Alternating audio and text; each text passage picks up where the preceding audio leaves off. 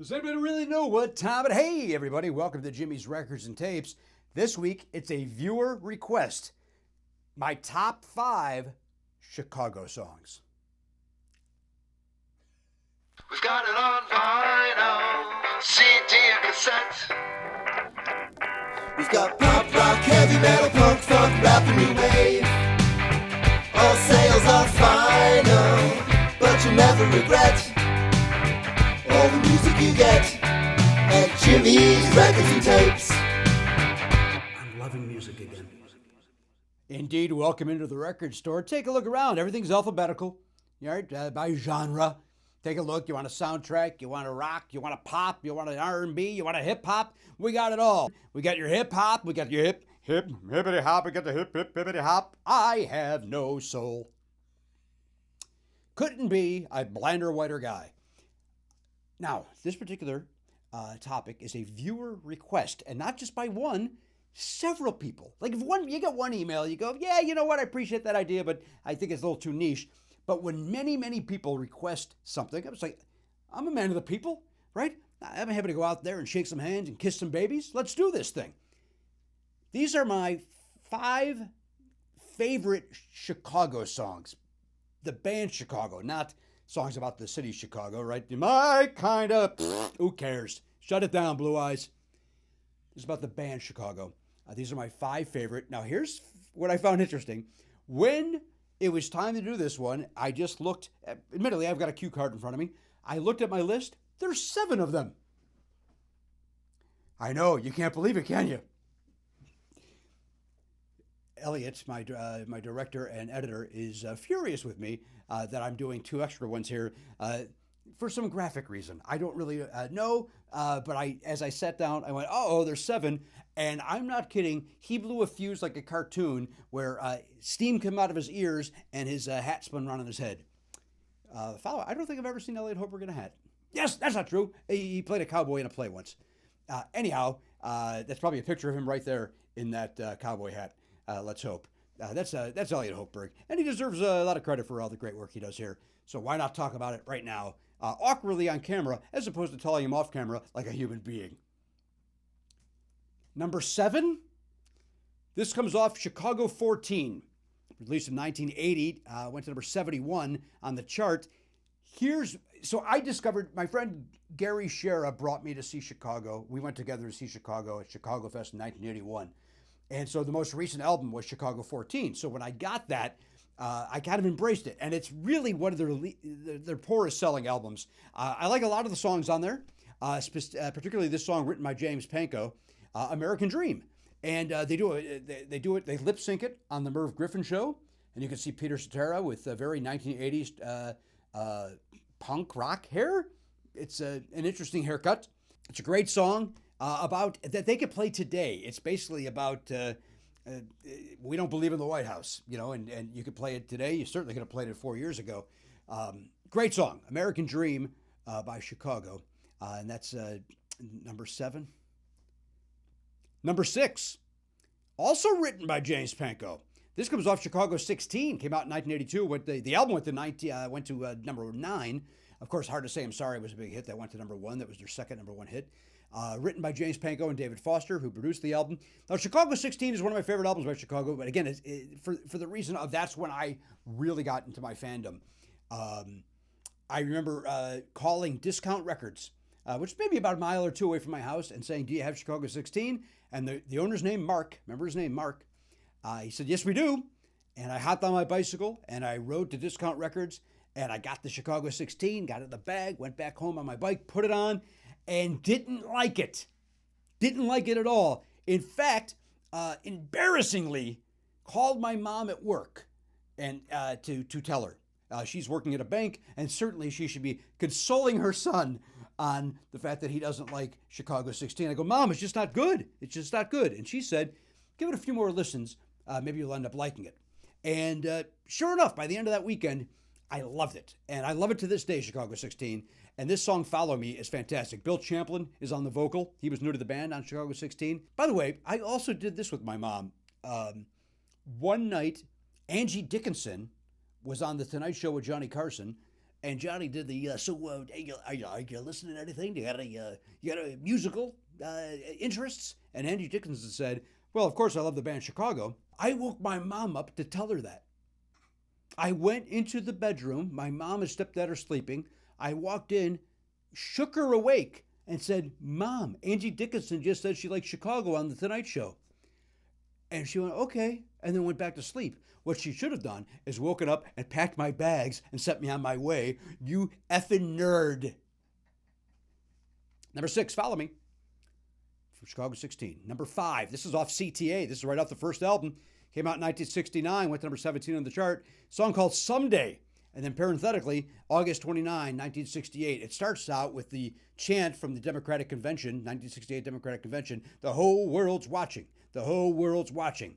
It starts with that, and then it goes into this song Someday, written by Robert Lamb, and it can be number 1. It can be number 1. It just happens to be number 5 on this list. These are all interchangeable, by the way. I mean, these are all great songs. CTA is a great album. If you're looking, people also say, hey, what album should I start with to get into Chicago? Well, I mean, greatest hits are weird to recommend, but kind of covers it for you if you're just kind of going to be casual about it. But if we want to dig deep, I would start with CTA. I would go to Hot Streets. I would go to Chicago 16. I go to Chicago 5, and then of course the masterpiece of Chicago 2, which is just called Chicago.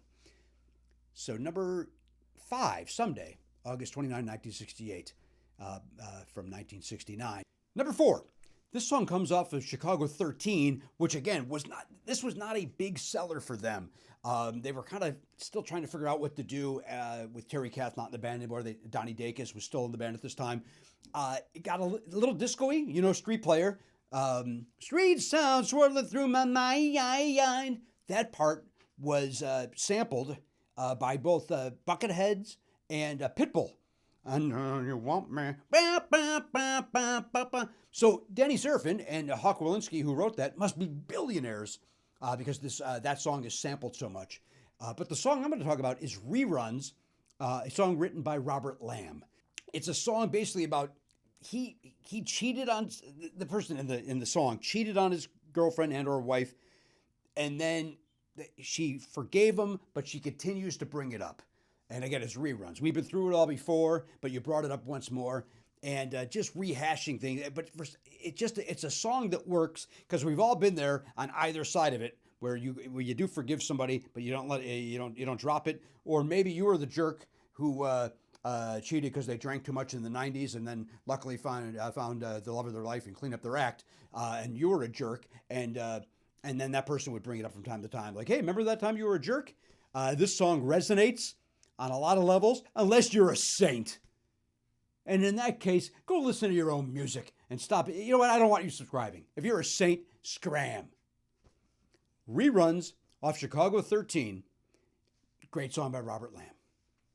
Number 3, another Robert Lamb composition, comes off of, we got to go right back to CTA, 1969, Beginnings. Great song. I mean, there was a time I think that this was my favorite song in the history of music. I love it. I like the opening of the guitar. Oh, and then when I'm with you, it doesn't matter where we are.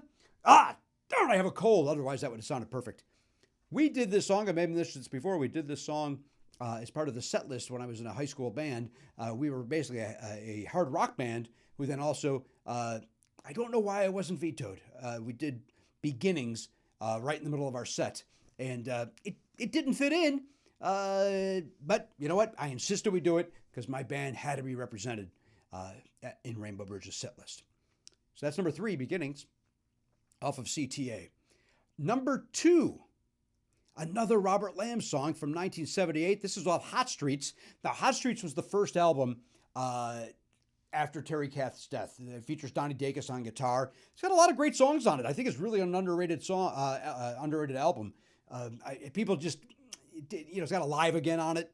No Tell Lover was a hit. It's got some other great songs on there that Donnie Dacus wrote, which are terrific. But the song I'm talking about today is Hot Streets, the title track.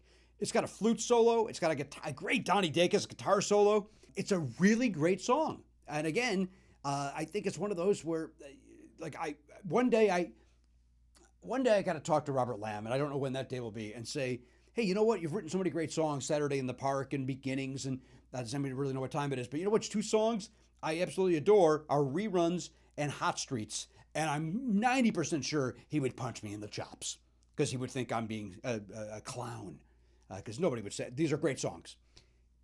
Number 2, Hot Streets, off of Hot Streets, 1978. And number 1, this song made an appearance on my protest show, the show about protesting and so on and so forth, off of Chicago 5 from 1972, Dialogue. Great song, right? Just go to listen to it. Just listen to all of Chicago 5. You're going to love it. Number 1, another Robert Lamb composition. Turns out Robert Lamb may be one of my favorite songwriters when you've got that many. On a list of 7, 5 are Robert Lamb, 2 are Jimmy Pankow. Number 1, Dialogue from Chicago 5.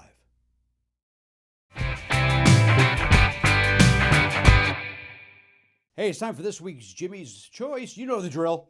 You could email me, fanclub@jimmypardo.com, or you could hit me up on Twitter and use the hashtag Jimmy's Choice. And you give me 2 artists, 2 bands, 2 solo artists to go head-to-head in a cage match, and I've got to decide which one comes out alive and which one lays there bleeding. And they're bleeding. This one comes to us from @BoardDwainer. And he wants me to decide between Asia and the Alan Parsons Project. Now, Asia, of course, was a supergroup featuring the great John Wetton on vocals, Carl Palmer on drums, John Wetton, vocal and bass. The guy from Yes, whose name I can't pull right now. Oh, this is going to kill me. Oh, he's such a good guitar. Son of a gun. This is going to drive me nuts. Anyhow, they're a supergroup whose 3 names I can remember. Did I say 3 names? No, I said 2 names. Bottom line, they're a supergroup. Heat of the moment, Only Time Will Tell, time and time again. Go and Daylight were 2 songs off of later albums that nobody cared about. AFTRA. Great. They had another album out years later called Omega, which had a lot of great hits on it. Alan Parsons Project. It basically sounds like Pink Floyd because Parsons was so involved with Pink Floyd. But Games People Play, Eye in the Sky. I'm the eye in the sky, working at you. Psychobabble, which is a great song. Primetime, Stereotomy. Don't Answer Me. So we've got a good battle here. These are 2 where you could argue they both had hits. Maybe it's a matter of taste when it comes down to this. I will say this, that when I was in a high school band, and the band's name was settled on Rainbow Bridge, and again, I recognize how pathetic it is that I bring up my high school band as much as I do. I suggested the name the Jimmy Pardo Project after the Alan Parsons Project and the Joe Perry Project.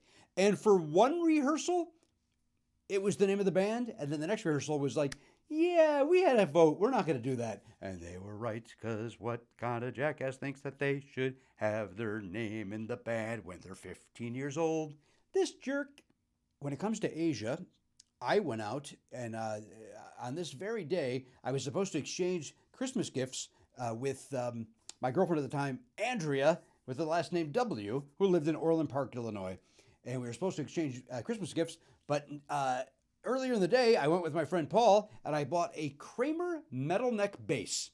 I forget how much I paid for it, but I know if you look for them now on the internet, they're worth a lot of dough. And I sold it to a guy named Danny for like nothing, because I needed to have a couple of bucks in my pocket.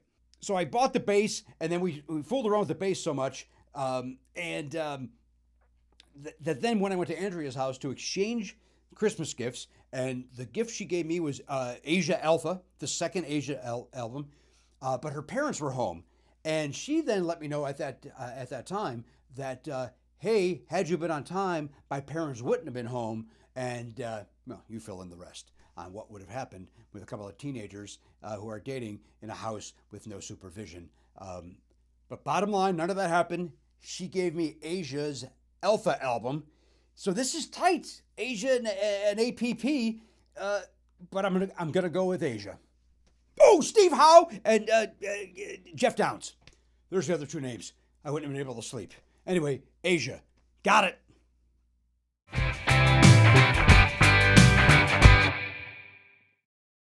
Hey, thanks so much for watching this week's Jimmy's Records and Tapes. If you liked it, obviously click the like button. Spread the word. Let people know that I'm doing these things. They're just dumb fun. And if you know people that like dumb fun and music, this is their bag. You can subscribe, ring that bell.